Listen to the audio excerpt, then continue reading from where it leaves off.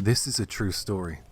I really love the outdoors, and one of my favorite ways to unwind is something I call an escape trip. Every summer, at least once a year, I load a tent onto my bicycle and set off with no particular destination in mind. It's a kind of escape from reality, so naturally, I never have any specific place I'm headed. Because I rely purely on chance, I've ended up camping in some pretty random locations. This is one particularly terrifying experience I had on one of these journeys. It happened when I was in my early 20s. I decided to go on one of these escape trips during the Obon holiday break. I strapped my tent, sleeping bag, and all my gear onto my road bike and just pedaled, letting the roads lead me away from civilization. By late afternoon, I had completely left the town behind. Finding myself deep in the mountains, I was excited and a little apprehensive. It was a fun feeling.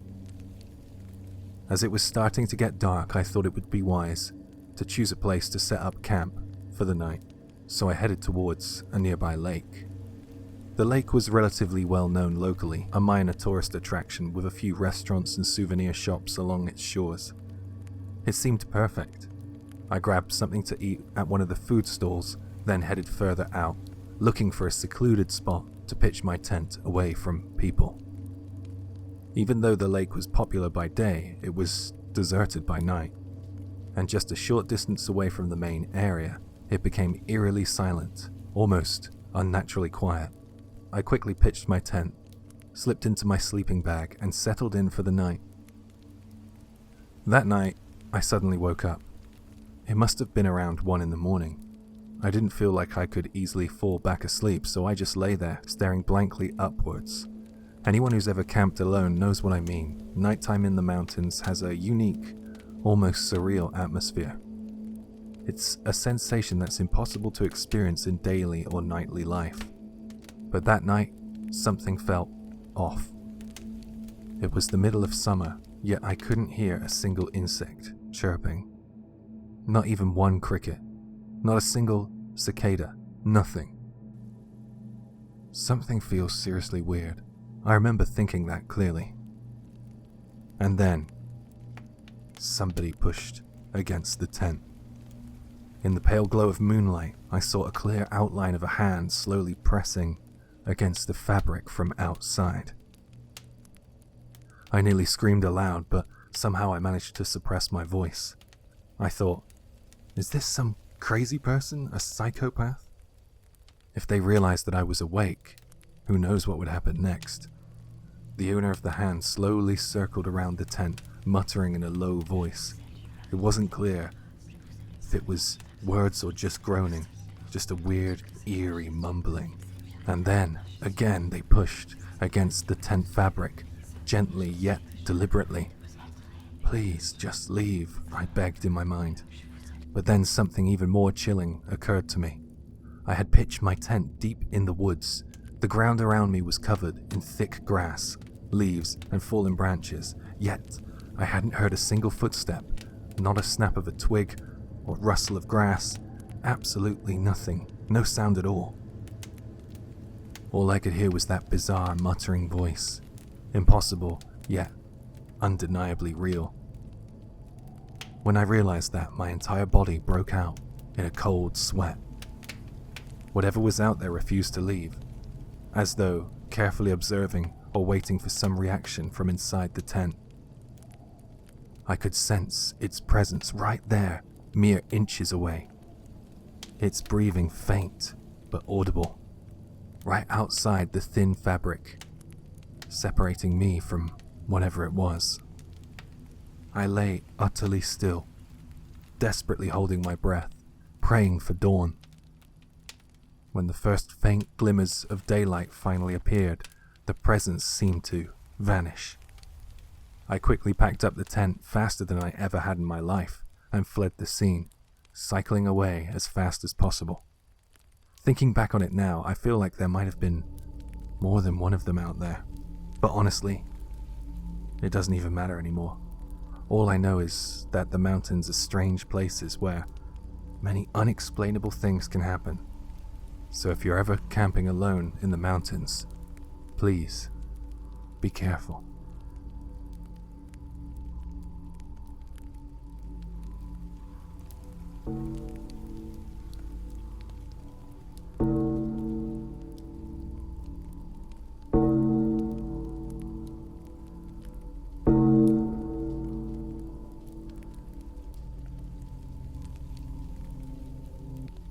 This is a strange and unsettling experience my cousin had during a camping trip, back when he was still single and serving in the self-defense forces.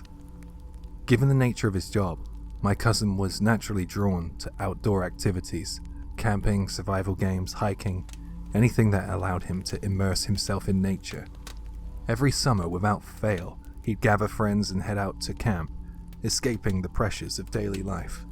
But that particular summer, something inside him had shifted.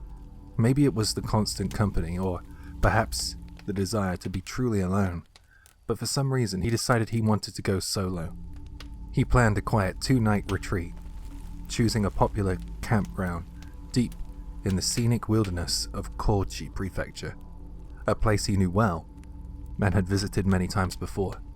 The campground was always bustling with people, especially families and groups of friends laughing around their campfires and filling the air with cheerful noise. Wanting absolute solitude, he set up his campsite slightly apart from the main area, choosing a secluded spot hidden amongst the dense forest trees. On the first afternoon, he quickly set up his smaller tent and prepared his campsite meticulously. As daylight slowly melted into the warm glow of evening, he cracked open a cold beer, savoring the bitter crispness as he lit a fire. The comforting scent of burning logs filled the air, mingling in with the gentle aroma of the surrounding pines. Relaxed, he started cooking his favorite meal, Japanese curry, slowly stirring the sauce as it bubbled over the flames, the fragrance of curry spices mixed with wood smoke filling the clearing. Birds called softly from the treetops, their sounds gradually fading as twilight deepened into night. By the time he had finished eating, darkness had enveloped the campground. The distant voices from the main camping area had gradually faded, until only silence remained. The contrast between day and night was stark. It felt as if he was the only person for miles and miles around. After carefully extinguishing his fire, my cousin sat quietly, breathing in the silence, feeling strangely exposed and small beneath the towering trees. Eventually he retreated into his tent, zipped himself inside, and laid down. The gentle rustle of trees outside his tent quickly lulled him to sleep. The next morning he woke, refreshed. The sun was filtering softly through the tent fabric, and birdsong had returned. Throughout the day he leisurely explored the area. He rented a fishing rod from the campground office and spent a peaceful afternoon casting his line into a river. Later, he took numerous photos of the breathtaking scenery, serene lakes, distant mountain peaks, and sun-dappled forest paths. The day passed peacefully, without a hint of disturbance or worry. As evening returned, he repeated the previous night's journey routine. He cooked a simple meal, enjoyed another beer beneath a sky full of stars, and took more photos around his campsite.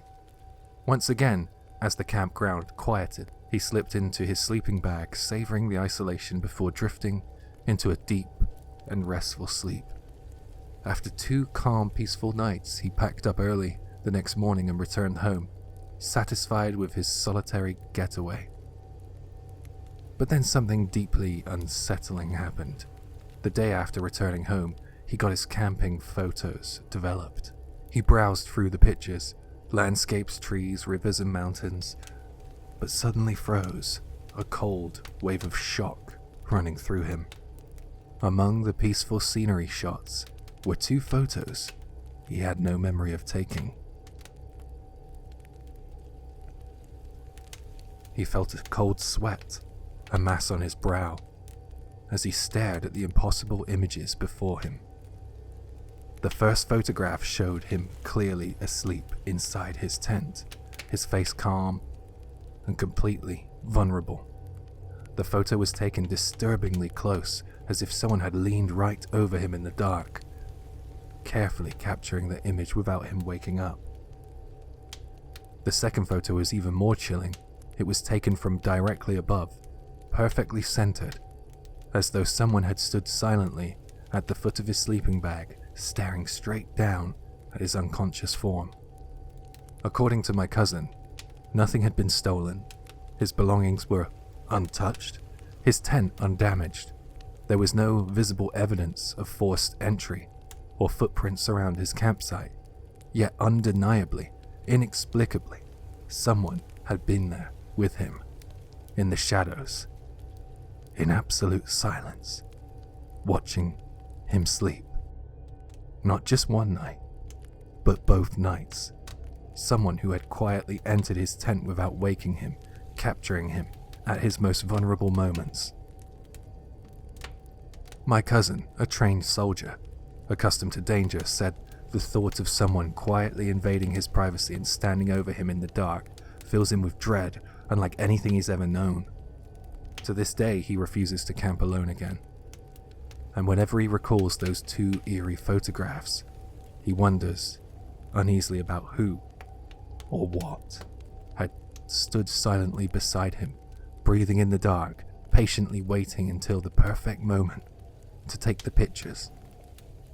Because the forest hides many secrets, and perhaps the most terrifying truth is that not all the threats in the wilderness come from nature.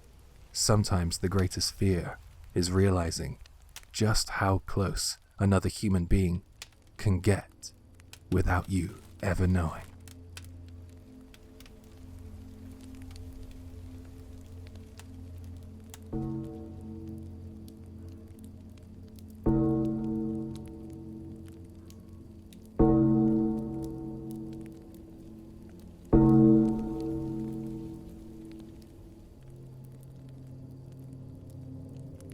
Something terrifying happened when I went camping in the north.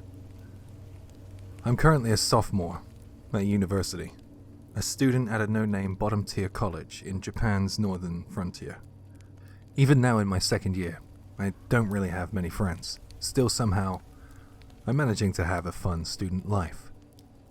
Because my university focuses on biology, I naturally became interested in nature, animals, and the environment. And since I've already been living out here in the wild north, I started to think, wouldn't it be cool to spend a full day immersed in nature, maybe even get a chance to observe some animals? It was still early in the season, and although there were patches of lingering snow in the mountains, they were bustling with people foraging for wild plants. So, one day I decided to plan an overnight trip into the mountains. On the day of the trip, I packed my backpack with the following: water, food, writing tools, a hatchet-like tool, a camera, portable phone charger, radio, towel, and a foldable tent that I borrowed from my dad. That's about it. The mountain I chose was close to civilization and often visited by wild plant gatherers, so I remember my parents weren't all that worried. Once I was fully prepared, I got a good night's sleep. The next day I slung on my backpack and rode the bus a few transfers and arrived at the mountain after about a 20-minute walk. The trees hadn't fully turned green yet, and there was still some snow here and there, but I was super excited. It had been a while since I'd done something like this, and I couldn't wait to charge into the forest. But if I really had charged in, I guess I might not be here to tell you this story. That mountain is known for the occasional brown bear sighting, so bear deterrents were absolutely essential. Still, I had a little bit of know-how, so I turned the volume way up as I entered the mountain. As I pushed through the underbrush, listening to a baseball broadcast, it felt like my soul was being cleansed. After walking for a bit, I came across a small river. The area looked like something had plowed through the grass, flattening it. I didn't really understand it, but I thought it was part of nature's beauty. I wrote it down in my field notebook. I decided to follow this flattened path. Honestly, looking back at it now, I was way too cocky about the whole thing. I'd been practicing karate, and I even hold a black belt. And I had a hatchet with me too, so I thought nothing could touch me. God, I was so stupid. A little while later, I even ran into a deer. We learned about the overpopulation of Ezo deer in Hokkaido, so I made a note of that too. I was in a great mood after that deer encounter, so I kept heading deeper into the mountains, munching on snacks. The deeper I went, the more confidence I felt. Forging my own trail gave me a sense of bravery. I kept pressing forward. Maybe about 5 minutes later, I realized that I was lost. But I didn't panic, not right away. The forest wasn't that big, and I figured as long as I'd head in the direction I came from, I'd be fine. That's what I told myself anyway. But as most of you probably know, once you're on a mountain, you absolutely have no way of knowing which direction you came from. All the scenery looks the same. Aside from that one flattened path, everything seemed identical. Unless you're a bird, there's no way you're going to find your way back. Still, I kept walking. I don't know why. As the sun began to set, I noticed the flattened path I'd been following was gone. Just like that, it had disappeared without me realizing. So I aimed for the direction I thought I'd entered from and started walking. I remember this part clearly. There weren't any animals around, and the grass was the same generic stuff you'd see anywhere. It was kind of boring, honestly. After walking a while, I found myself completely lost again. And of course my phone had no signal. The radio was also cutting in and out, filled with static. Even I, as clueless as I was, finally started to realize that things were spiraling downhill fast. There's no time to be writing in the field notebook, I need to get back now. That was the only thought that was on my mind. I started moving quickly through the forest, and before long I spotted the same flattened path I'd seen earlier. Relieved, I began following it again. I was certain, absolutely certain, that if I stuck to this trail I'd make it back to where I'd entered the mountain. But I hadn't considered the worst possibility, that this path might not be the same one I had followed before. I shifted from a brisk walk into a jog, and then into a full-on sprint. But something felt off. The scenery wasn't quite right. Even after running for about 20 minutes, I wasn't getting anywhere near the entrance of the trail. And then up ahead, the trees opened up into a clearing. It was strangely quiet. I clearly remember whispering to myself, I've messed up again. Right in front of me was a massive tree, and at its roots, an unnaturally large hole. It was obvious. A bear den. You know, in the movies where someone suddenly runs into a monster or an enemy, and the background noise cuts out completely? That's exactly what it felt like. There was no sound, nothing. Maybe it lasted only a few seconds, but in that moment, there was total silence.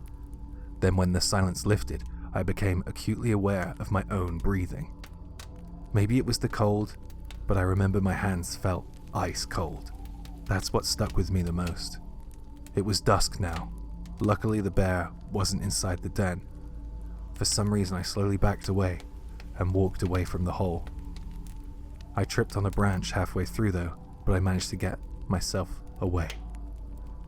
I had somehow escaped the bear's den. My entire body was beyond exhausted. I was mentally worn out, completely drained. That's when I found a relatively open area and decided to camp there for the night. You're probably thinking, why would you camp there? Just go home. Seriously though, my body wouldn't move anymore. It was impossible. I was so exhausted, I needed to rest.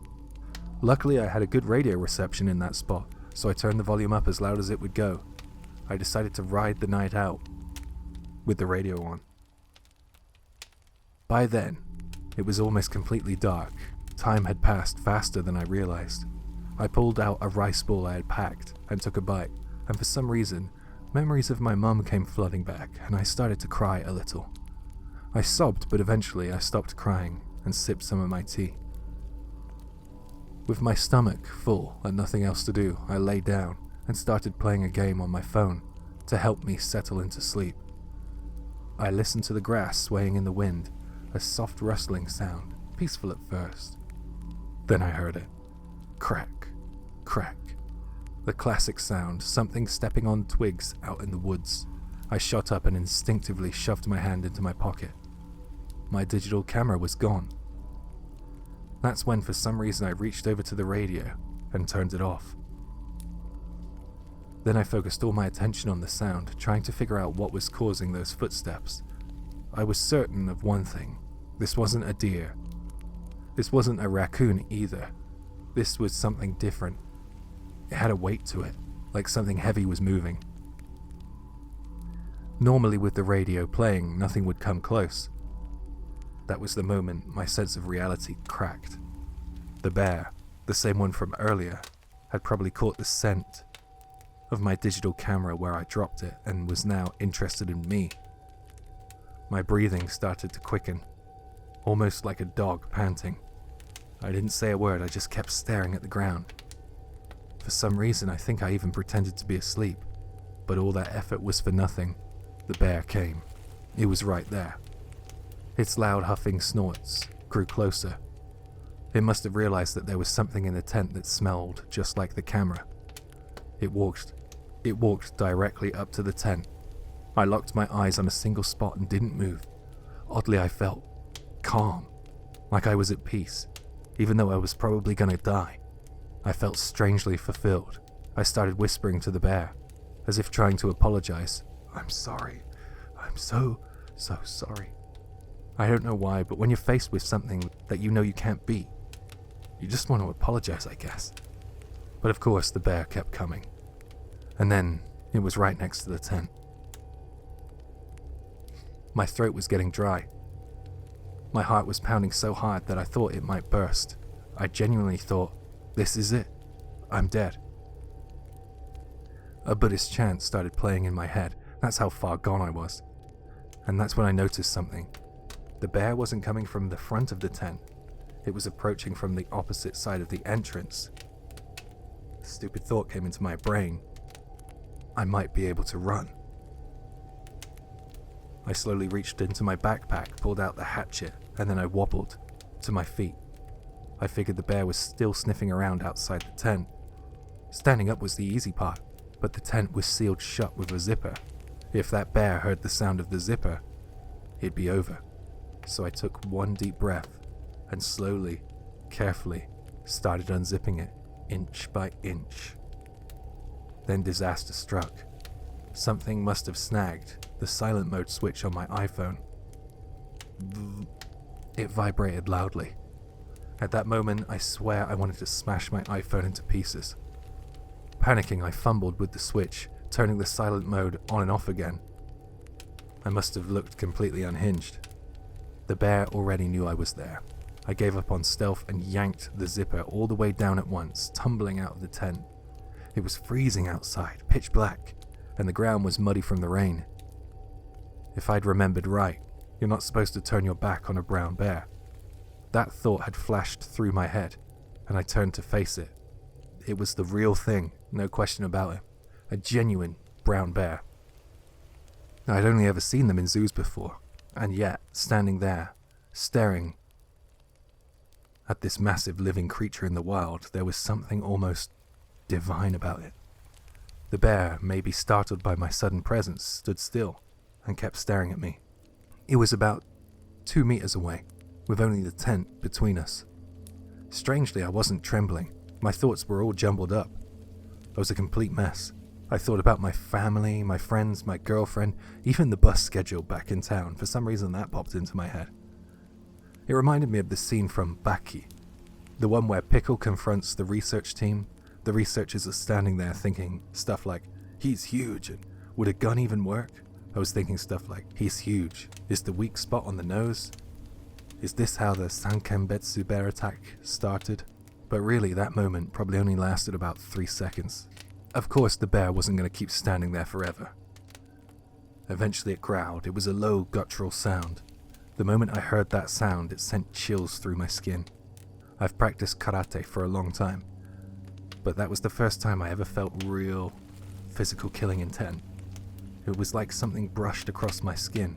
I think my brain just broke a little from the fear. I slowly raised the hatchet above my own head, as if trying to make myself look bigger.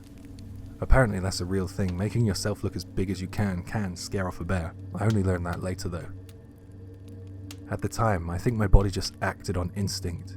And then, I still didn't really understand it, but the bear suddenly looked up at me and roared. Then it turned around and took off in a brisk jog. It was running away. I did it. Honestly, I'm staying anon in this story, so I'll be as real with you as I possibly can. I did wet myself there when it roared, but at that moment I felt like I had just stared death in the face and won.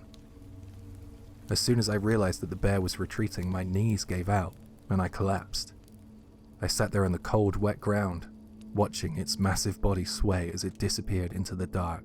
The strange sense of euphoria washed over me, and it was awesome. I listened as the sound of the bear's footsteps faded into the distance.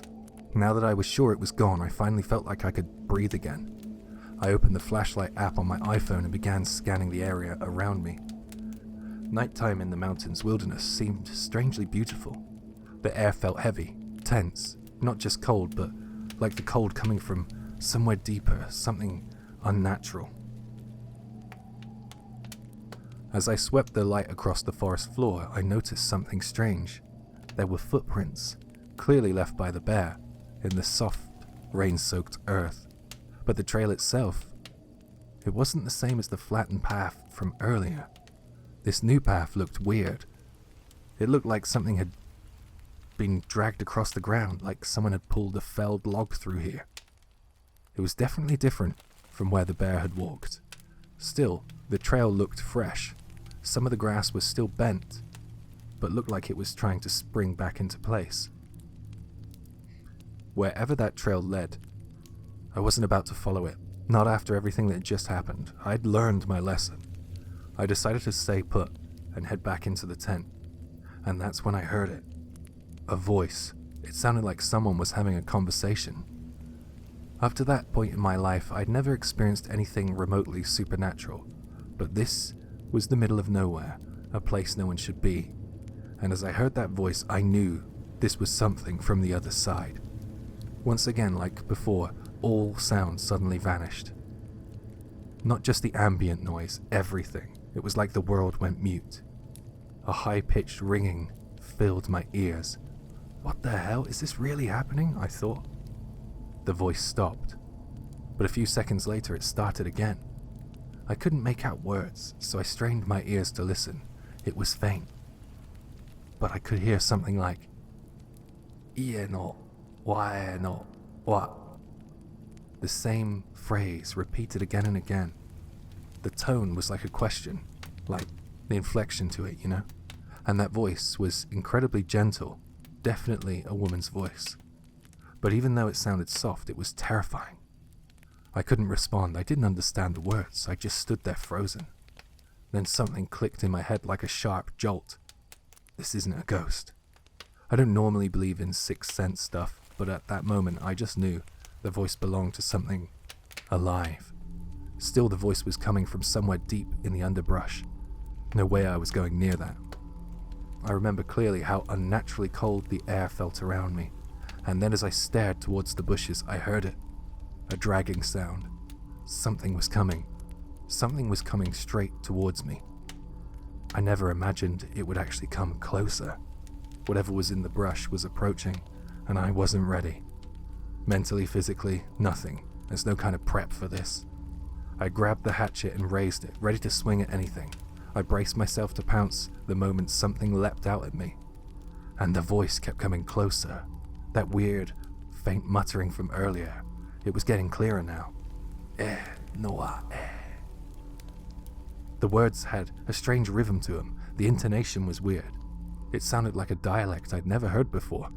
I was backed into a corner, so I tried communicating. "Who's there?" My voice cracked, but I forced it out. I hoped whatever was there could hear me. But the voice didn't change, it just kept asking, "Yeah, no why?" I asked, "Who are you?" several more times, louder each time, but the only response I got was the same phrase, repeated again and again. "Why?"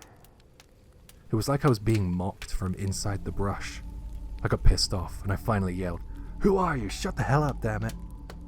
The second I shouted, the air itself seemed to tighten, like a taut wire had just snapped and everything went still. No reply. No movement. It was like whatever was out there had just stopped.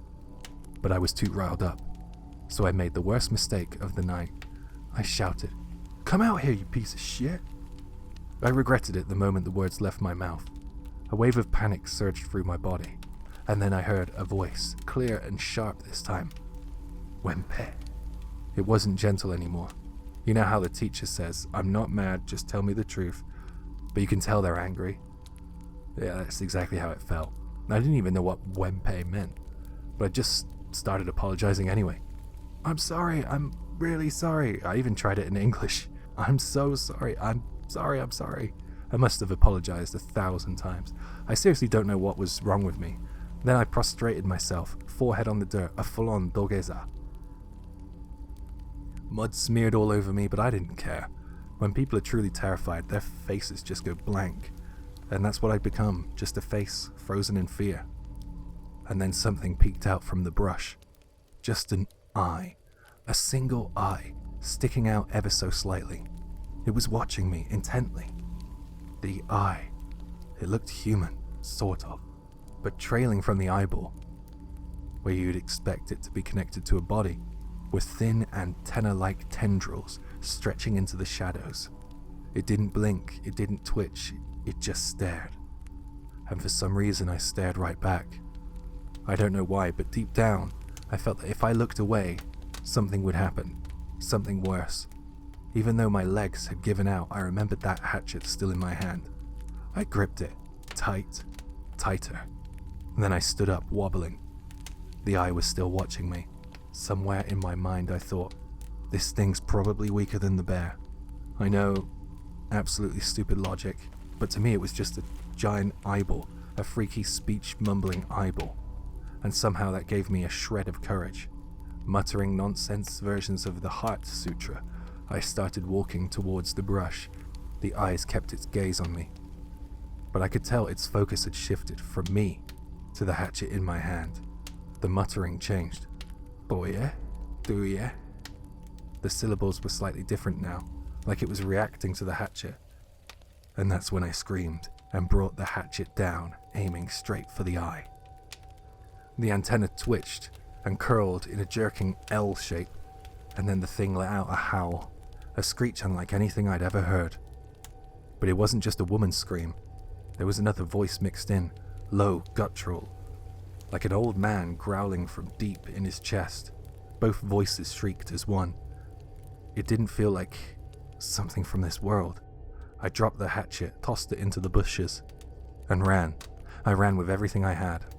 And behind me, even though I was putting some distance between us, I could still hear that chant-like voice.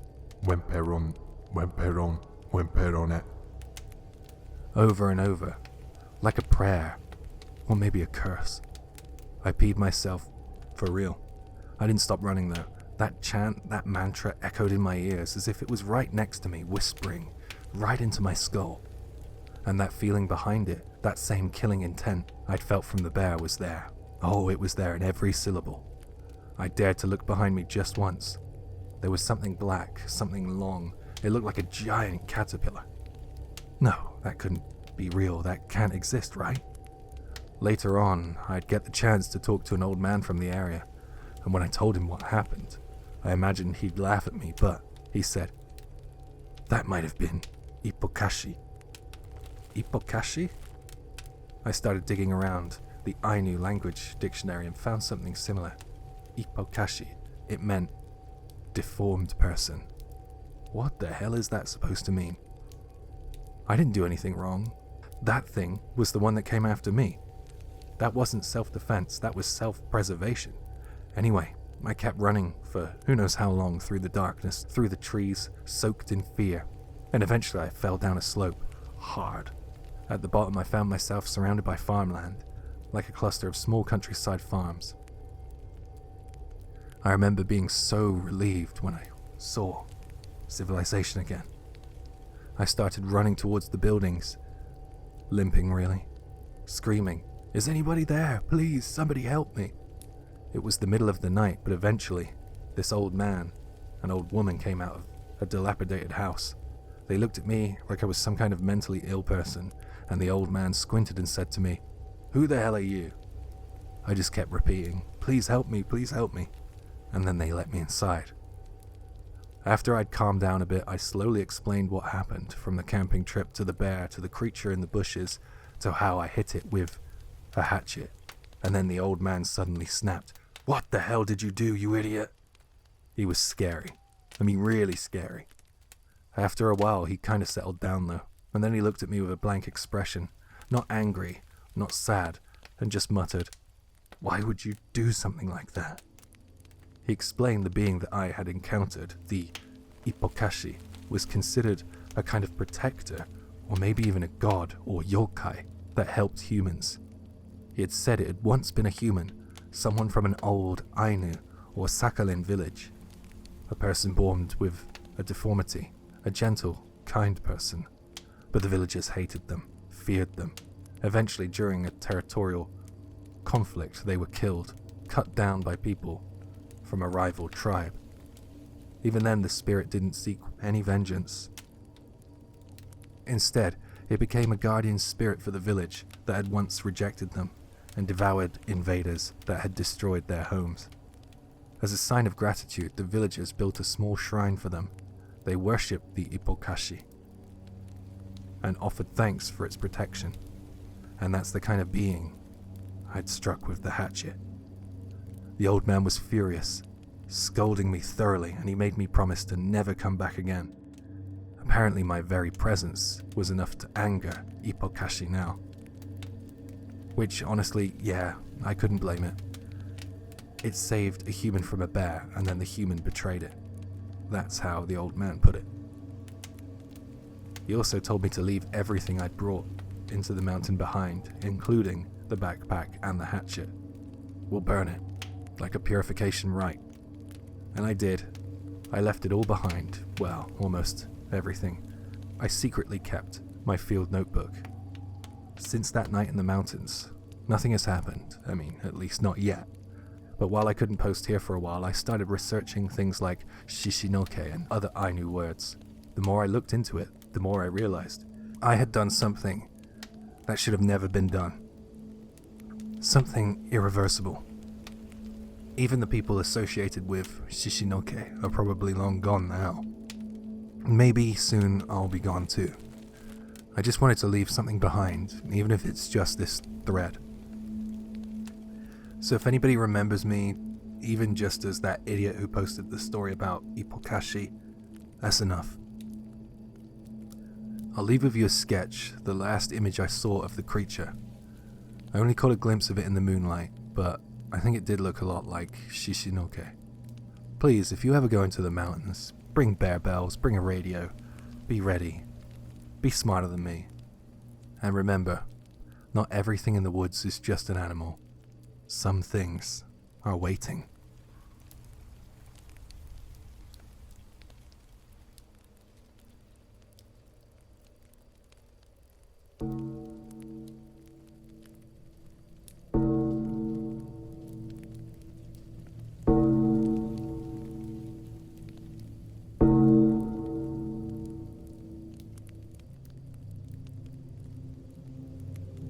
This is a strange story about second-hand items. For someone like me, an avid mountain climber with limited money, prices of hiking gear can sometimes feel almost criminal. In fact, some equipment is priced and advertised in such a misleading way that it could nearly qualify as outright fraud. You always need to be cautious, especially with items boasting elaborate claims. Much like some nights in the mountains, things aren't always what they seem. The only exception to this that I can think of, a purchase that never left me disappointed, was my Victorinox Swiss Army knife. Occasionally you'll find old mountain gear displayed and sold cheaply at second-hand shops and recycle stores. Without question, the best bargain I've ever found in such a place was a pair of sturdy, hand-forged, 8-spiked crampons. Their spikes have been sharpened countless times and still bite perfectly into ice and snow. My friend also made a great find at one of these second-hand shops. A tent. It was an old-style solo tent, heavy and bulky compared to modern standards. It occupied half the space in a small backpack, but he couldn't resist it because of its incredibly low price. The fabric was faded, once bright red now dulled to a pale shade of orange from repeated exposure to weather, and the poles were scratched and worn. The entire tent smelled faintly of smoke, as if it had spent countless nights near campfires. But the price tag was about the same as a child's weekly allowance, far too cheap to pass up. He quickly spread it out to inspect, finding no rips or holes, and even the guy lines seemed to be usable enough, so he bought it. As it happened, I ended up borrowing it and using it before he did. The moment I picked it up to head off on my hike, I was stunned at its weight. It was unbelievably heavy for a solo tent. And though I knew it was older equipment, I was genuinely shocked. The sheer weight forced me to reconsider my plans immediately, shortening my route significantly. Finally, I reached an open plateau along a forest road, a spot ideal for stargazing, and decided it was the perfect place to set up camp for the night. I pulled the heavy tent from my backpack, quickly pitching it, grateful to be free of its burden for a while. After a simple dinner cooked on my portable stove, I sat beneath the sky watching the stars multiply one by one. Once I had finished my meal and cleaned up, I had nothing left to do except stare into space or let my imagination run wild with irrational fears. The joys of camping. I passed the time by sitting, then lying down, then pacing around. I became enchanted by the shimmering beauty of the stars, only to be suddenly frightened by tiny sounds from the surrounding darkness. Gradually, my thoughts drifted off into vague contemplation. Eventually, I crawled inside the tent, deciding it was time to sleep. I tightened the cord at the tent's entrance like the drawstring of a pouch and lay down on my stomach. As I turned on my flashlight and reached into my backpack for some candy, my gaze fell upon an odd detail I hadn't noticed before. At the seam where the tent's red side wall met the grey floor fabric, something was written in black marker. I hadn't fully unfolded this part of the tent when first checking, and I guess my friend hadn't either because he didn't mention anything about it. The moment I made out the messy handwriting, my stomach clenched tightly in dread. To my wife, are you worried about me? Or are you angry at how stupid I've been? More than anything else, it breaks my heart to think you might no longer be smiling. I have so much more I want to tell you, but my fingers won't move anymore.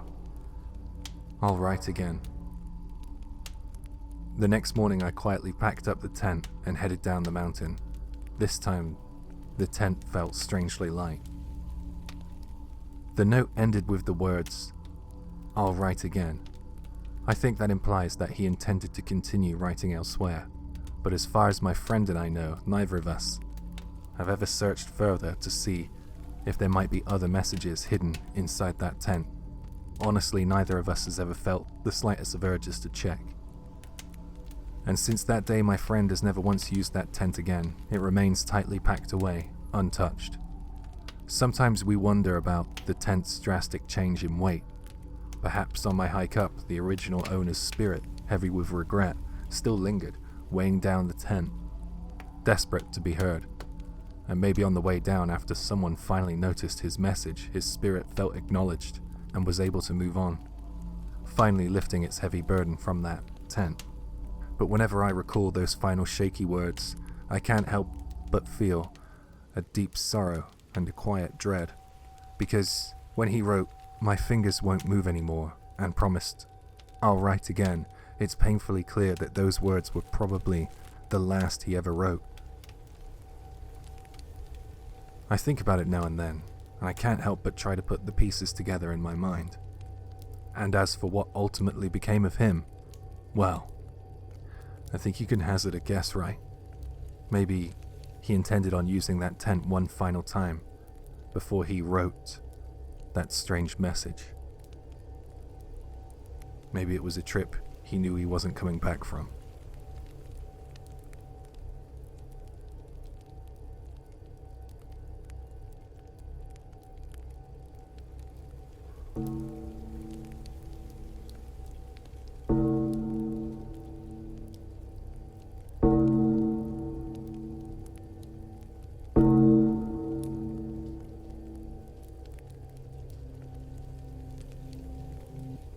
This happened about 10 years ago.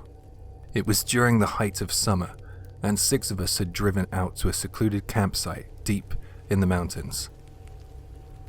I'd been camping plenty of times before, so I was comfortable with the wilderness, confident in my ability to handle myself outdoors. We pitched 2 tents next to each other, 3 friends in each tent. After building a decent fire, we stayed up drinking beer, laughing, and chatting until well past midnight. The atmosphere was carefree and cheerful, and honestly the thought that anything strange or sinister might happen didn't even cross our minds. Eventually at about 1:30 a.m., we retreated into our tents. Inside, my 2 friends quickly fell asleep. Before long, the quiet of the mountain night was broken only by their gentle snores. I couldn't fall asleep right away though. The snoring from my friends was just loud enough to keep me awake. Restless and a bit frustrated, I lay there staring at the tent's ceiling, waiting for sleep to finally claim me. That's when I first noticed the sound. At first it was faint, so subtle that I nearly dismissed it.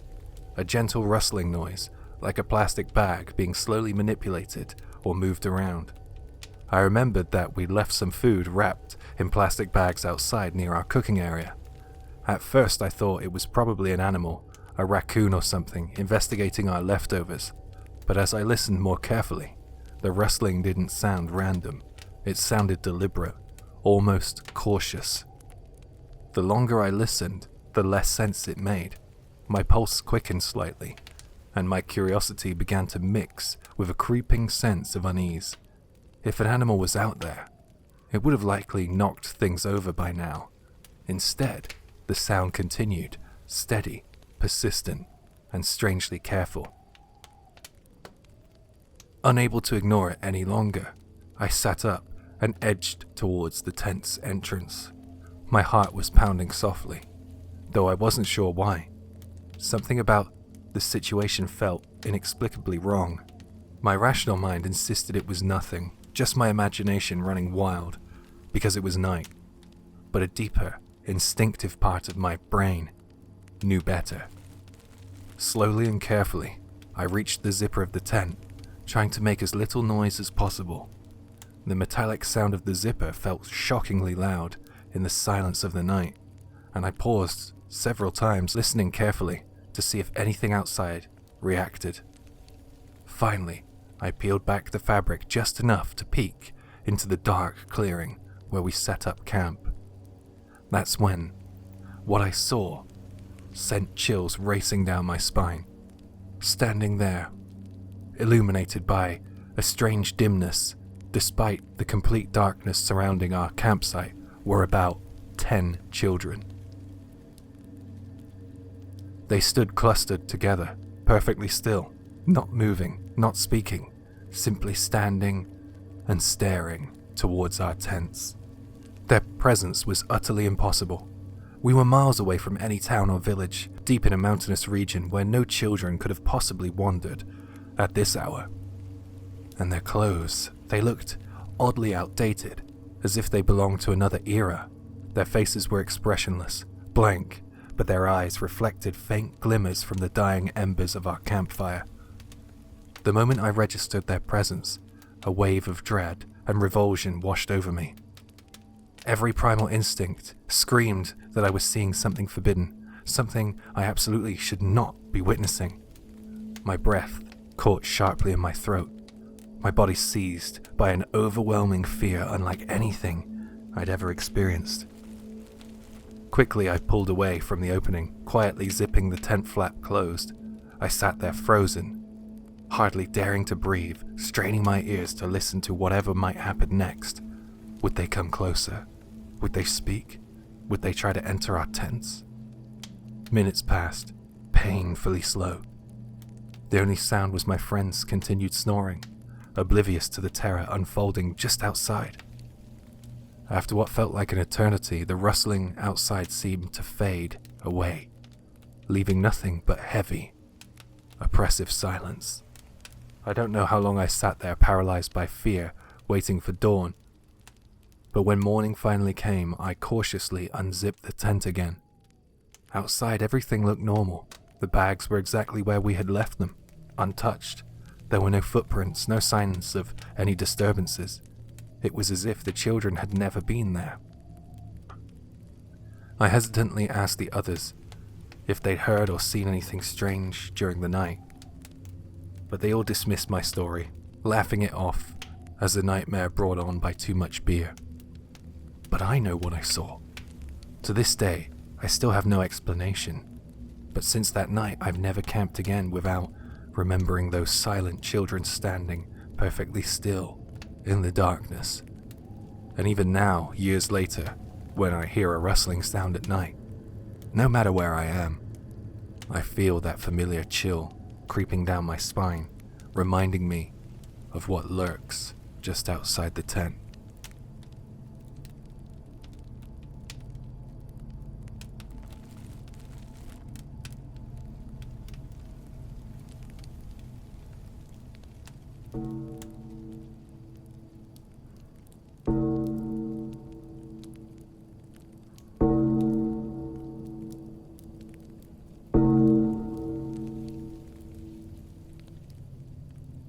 Anyone from Ozawa Prefecture who's into the occult definitely knows about that forest. You know the one I'm talking about. It's considered one of Tohoku's most notoriously haunted spots, famous for the plane crash near Maruishi decades ago. Even though I'm almost 30 now, just mentioning that place still gives me the chills. Back in elementary school, our homeroom teacher, who was obsessed with the occult, once said something like this: "Whatever you do, don't go into that forest just for fun. And if someday as adults you happen to be in there with your friends, try counting the steps down the old stairs that lead inside.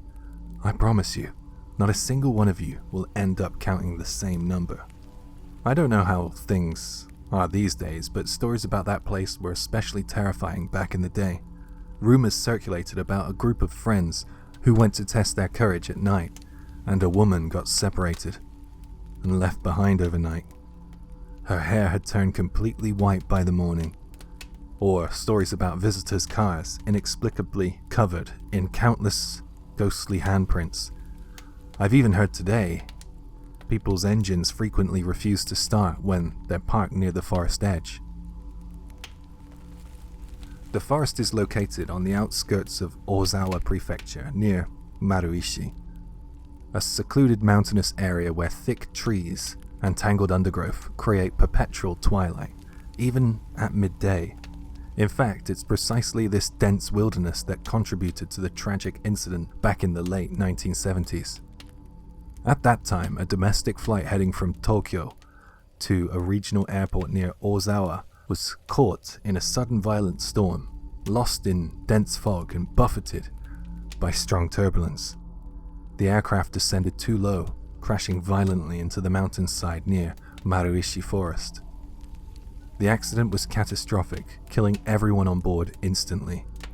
Due to the rugged terrain and dense vegetation, recovery efforts took days, with rescue teams struggling to locate the wreckage. By the time authorities reached the crash site, the devastation was unspeakable.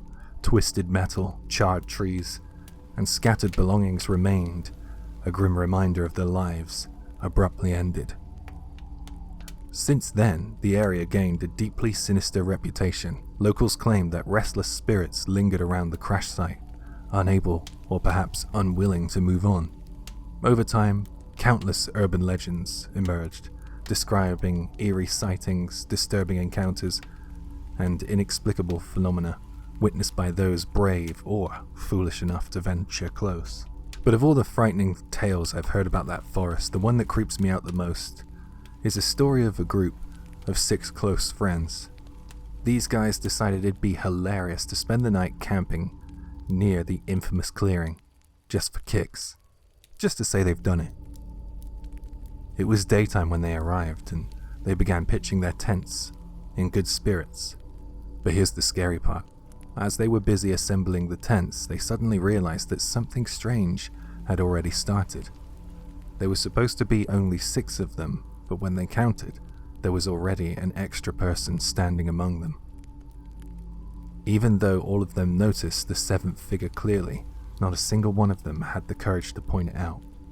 Honestly, if you found yourself in a situation like that, would you dare to even raise your head and look clearly at this additional presence? Instead, they silently sped up their efforts to finish setting up camp, desperately avoiding eye contact, their hands trembling, slightly with panic. When they finally managed to crawl inside the tent and zip the flap shut, they heard someone whisper quietly from outside in a strained, agonized voice. "Hot. It's so hot." Moments later, the tent started to shake and rustle violently, as if invisible hands were desperately clawing and pushing against the thin fabric, trying to get inside.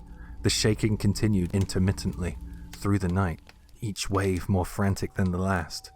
But somehow, the group of 6 endured this torment until sunrise. The moment dawn broke, the group had burst out of their tents and fled, never daring to glance back at whatever might have been watching them leave. Even writing this down makes me feel a little nauseous. Honestly, nothing could persuade me to go anywhere near that cursed forest. I'd rather die than set foot in there.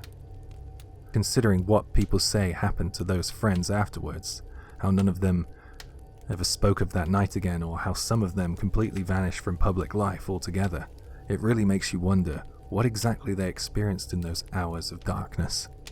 And it leaves one chilling question lingering in the air. If you're foolish enough to go camping in that forest, will you too discover there's one extra person standing quietly amongst your friend group?